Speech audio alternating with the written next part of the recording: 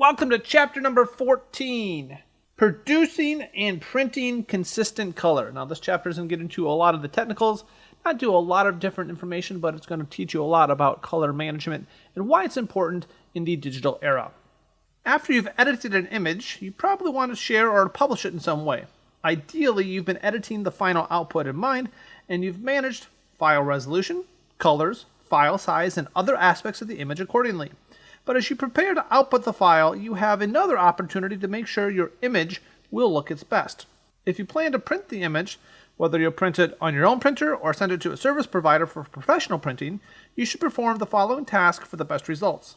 Whether you're printing the file yourself or sending it away, identifying whether or not it will be printed as a PostScript desktop printer or a plate setter or an inkjet printer or an offset press or some other device. Verify that the image resolution is appropriate. For professional printing, a good starting point is 300 dpi or ppi, pixels per square inch. The optimal resolution can depend on factors such as the halftone screen of a press or the grade of a paper. To determine the best print resolution for your project, consult your production team, printing service provider, or your printer's user manual. Do a zoom test.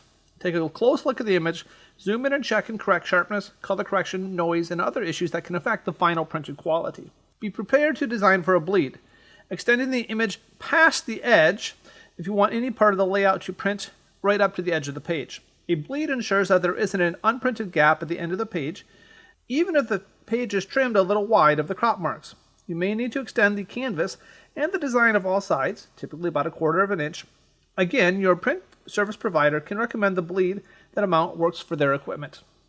Keep the image in its original color space until your service provider instructs you to convert it. Today, many pre-press workflows keep content in its original color space throughout editing to preserve color flexibility as long as possible, converting images and documents to CMYK only at final output time.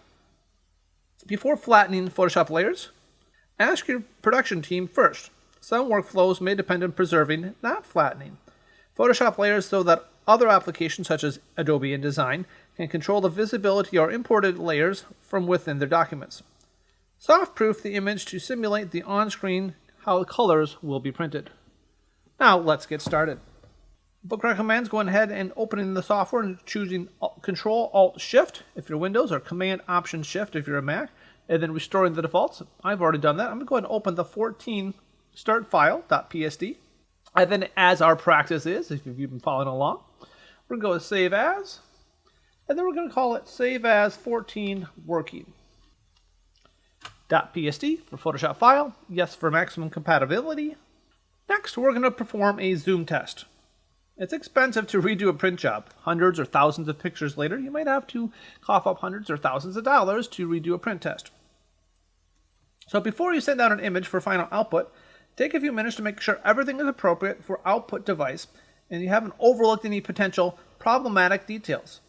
First, we'll start with the image resolution. First, we're going to go with Image, Image Size, and we're going to verify that the width and the height or the final output size are in inches, which they are, and that the resolution is appropriate. For most printing, 300 ppi, pixels per square inch, produces good results. Our resolution is at 300 pixels per square inch. The height is at 11, the width is at 11, and the height is at 17, which is the final size of the poster. We're going to go ahead and hit OK. Next, we're going to go ahead and zoom in. Now, there's a couple different ways you can do this. You can hit the zoom option in the bottom of the tool panel, and you can just click and drag to the area that you want. That could be helpful. Notice the percentage of your file. I'm at 384%. That means I'm viewing over 3 times of every pixel. I can hit Control or Command 1 on a Mac to do 100% size. This would be the 100% size pixel for pixel. It's not interpolated, it's not blown up. And it looks pretty good. But zooming in can help you to see maybe any unwanted artifacts or any problems along the way. I'm going to go back to Control 1 to fit it to screen. The photo of the tourist is a little flat and looks a little muddy. So to change it, we're going to go to the tourist file on the layers panel. And we're going to go ahead and click the curves icon from the adjustment layer. So we're going to go to adjustments, and then we're going to go over to curves. Pops up the adjustment layer. Remember, they are non-destructive editing, which we've learned in a previous chapter. Then we're going to go into the very bottom of the Properties panel, and we're going to click the Click to Layer button. And this will automatically make it a clipping mask, so this affects only the tourist layer, not all the other layers underneath it. In the Properties panel, I'm going to go to the White Dropper tool, and then I'm going to click on the white shirt of the person behind the tourist, right there. And that's a neutral part of the image that will enhance or change the overall look. You might have to zoom in to get a good view. Now it looks much better. The colors are a little bit brighter, and there's more contrast about our subjects. But now I notice that the statue picture doesn't have enough contrast. So let's go ahead and choose the statue picture. You can turn it on and off to show what one it is. With my statue layer selected, I'm going to go to the Layers panel.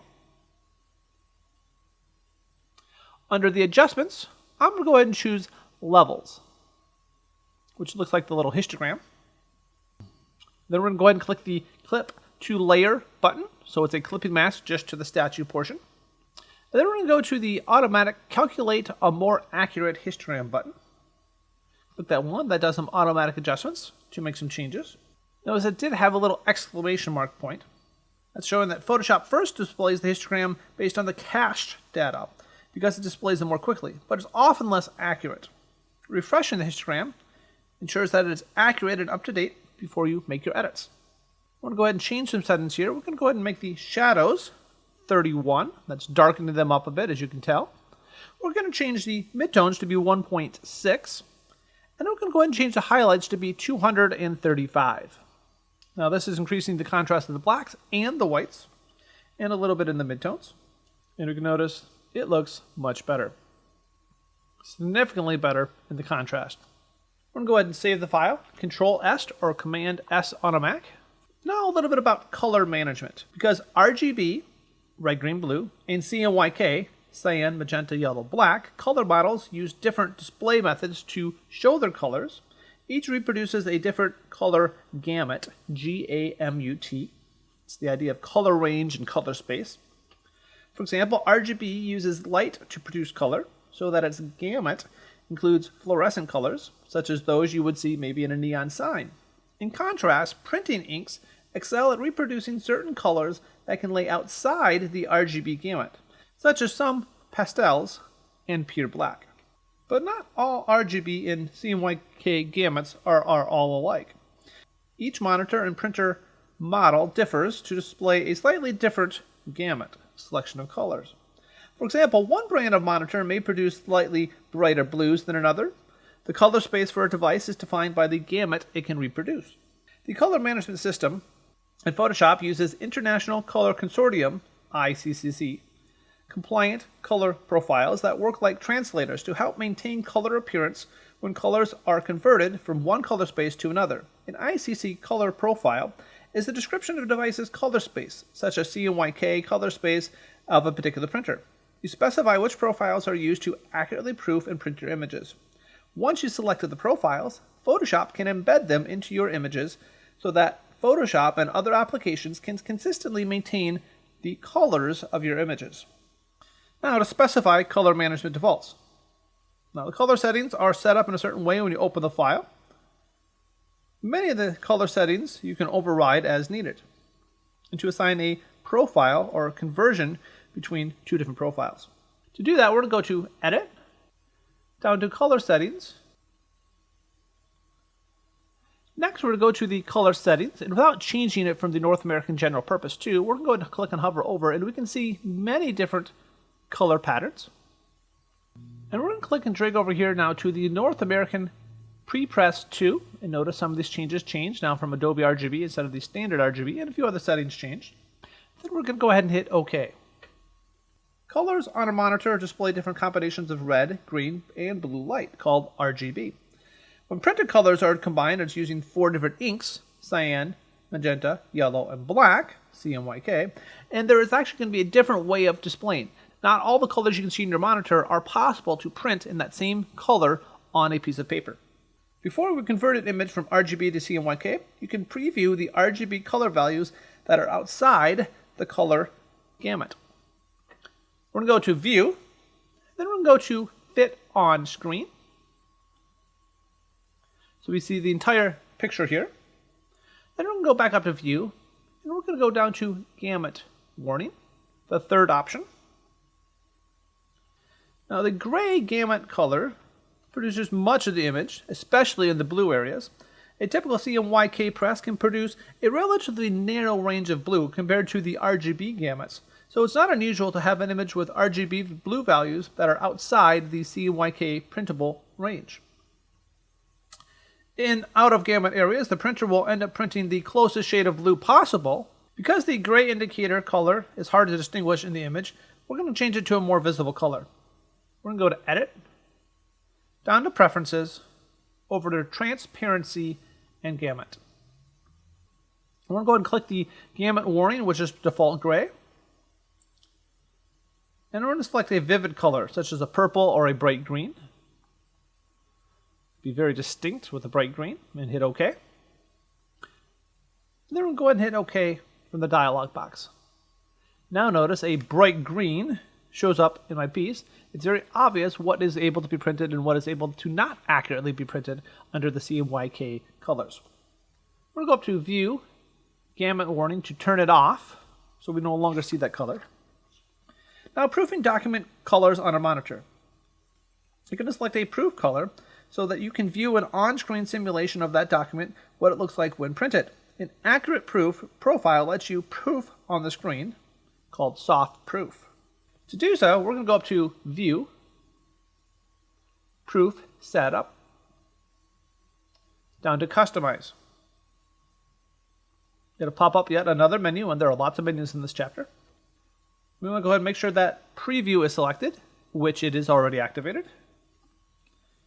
From the Device to Simulate section, I'm going to choose a profile called CMYK-US Web Coded SWOP V2. Here it is, US Web Coded SWOP version 2. If you've chosen a different profile, make sure Preserve Numbers is not selected. Then make sure that the relative color metric is selected for rendering output, which the relative color metric is selected. Then we're going to simulate black ink if it's available before we choose our profile. And we're going to simulate paper color. When you choose the paper color, it does appear to lose color contrast. Most paper is not pure white. Paper color simulates that. Most black ink is not perfectly solid or neutrally black, so black ink simulates the actual ink. Both get that information from the output profile if available. Don't be alarmed by the loss of contrast and saturation that you might see when you turn on the display options. When the image looks worse, the soft proofing simulation is just being honest with how the image will actually print. Paper and ink cannot simply reproduce the same range of tones and colors on a monitor. It's not physically possible. Choosing higher quality paper stock and inks can help a printed image match the screen more closely.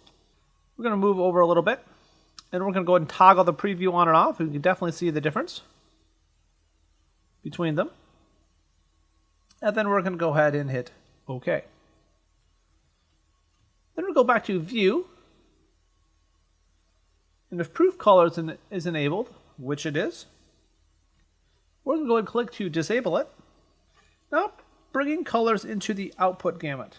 The next step is to prepare an image for output to make necessary changes to color and tonal adjustments based on what you see in the proofs. In this exercise, you'll add some tonal and color adjustments to correct an off-screen scan of the original poster. To do this, we're going to go up to Image, down to Duplicate, and hit OK.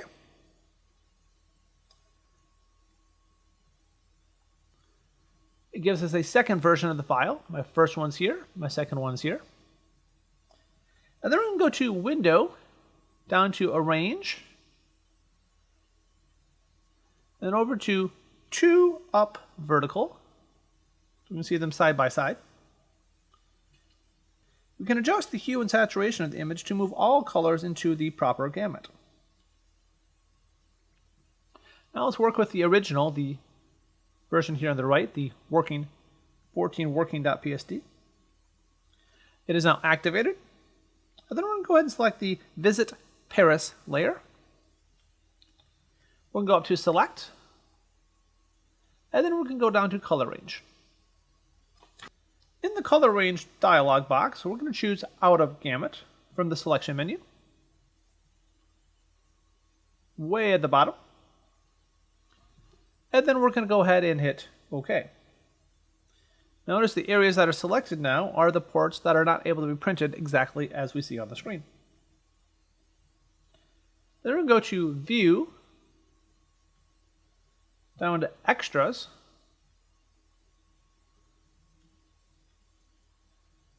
we're going to go ahead and hide that temporarily by clicking the Extras. We're going to click the Hue Saturation button. Now it does, because I have that selection of my out-of-gamut range, it does make a selection that mask based on that particular range. Only the out-of-gamut was selected. That's only the portion that will be affected with the hue saturation adjustment. We're going to leave the hue at its default setting. Then we're going to drag the saturation slider to a -14. Reducing the saturation is one way to bring colors back into a target gamut range. And then we're going to use the lightness down to a -2. Turn this layer on and off. You see it's starting to affect the red portion of the picture and a little bit of the blue sky in the tourist picture. You've shifted most of the color out of the gamut colors so that they're in the target gamut. We'll go to Choose, View, turn the gamut warning off. Not much changes because it was now in range. Then we'll go back to View. We're down to Extras. We'll go ahead and turn that back on.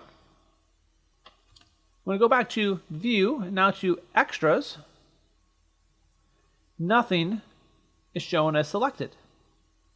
Nothing changes because it's all now in the gamut range. Now let's convert an image to CMYK.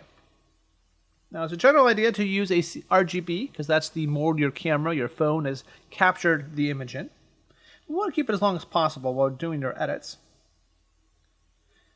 But sometimes a printing output will require a CMYK option. So we're going to go over to the Channels panel, which is right next to the Layers panel. And we can see it's RGB. We can see the red, green, blue makeup of the piece. We're going to go up to Image, down to Mode, and over to CMYK Color. You want to adjust it. Some of the adjustment layers will change. Yes, that's okay. We can hit Merge, and we'll go ahead and hit OK. In a real-world job, you would ask the print service provider which CMYK profile they wanted, and you would set it accordingly. Now we can see in our channels, we now have cyan, magenta, yellow, and black as 4 different channels. We use CMYK because the RGB has now been converted. We go back to the Layers panel. They've all been merged into one layer. When we did the merge, they've now become one particular layer. Now we're going to save the image as a Photoshop PDF. Some print services require that you submit a job in a PDF format. PDF is a very popular delivery format because it can consistently preserve many document attributes that are important for high-quality printing on the press. When print jobs are submitted into various document formats, components such as type, fonts, and transparency might not be included or may be handled in different ways. So we'll go to File, Save as a Copy. In the same location as our Lesson 14 file, we're going to go ahead and save this one as 14 print.psd.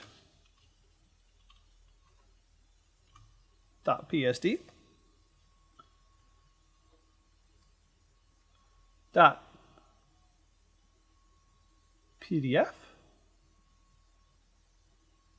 PDF. So we have 14 print.pdf. We can go ahead and hit Save. It'll pop up a menu. Do you want to override it? Yes, so we want to choose that. Hit OK. It'll pop up a menu for different settings as the PDF quality. We're going to change it from high quality print to a PDF-X-4:2008. That changes some of these other settings along the way. Then we're going to go ahead and hit Save PDF. Go ahead and find my file, my PDF file, and go ahead and open it up. You definitely notice it doesn't have the same color as my RGB option. You can see those changes are pretty significant. Now printing a CMYK image from Photoshop. You can proof your image into a color composite, often called a color comp. A color composite is a single print that combines the red, green, and blue channels of an RGB image, or the CMYK, cyan, magenta, yellow, black. If you want to choose to print the color separations, Photoshop can separate a sheet or a plate for each print. Photoshop prints a separate sheet or a plate for each ink. For CMYK image, it would actually give you 4 plates, 1 for each process color. In this exercise, you'll print color separations. To start, we're going to go up to File, down to Print. By default, Photoshop documents print as a composite image. To print this file separations, you must set it up accordingly through the Photoshop Print Settings dialog box. We're going to make sure that is set up to our particular printer. In the color management areas, we're going to choose separations. We may have to scroll down on the section to find some of the different settings. Under the position and size, we're going to choose 11 by 17, which it is, which might be too big to fit most traditional printers. We're going to hit Scale Media to Fit. It fits it to a piece of paper size. And we're going to go ahead and hit Print. Now, in this case, I'm not really going to do it because I really don't care to print separations, but it would print now 4 different prints. 1 for the cyan, 1 for the yellow, 1 for the magenta, and 1 also for the black. We're going to go ahead and hit Cancel. Now, professional color printing is a pretty deep subject, with important details that may not be obvious from experimenting. If you're preparing images for a commercial print job, consult with your print service provider for the best results. If you're using your own desktop printer, you can ask questions on a discussion website. And there you have it, a quick wrap-up of color management and color proofing. If you have any questions, let me know in the comments below. And as always, thanks for watching Better Picks in just a few clicks. Don't forget to hit that like button and to subscribe to see more videos just like this one.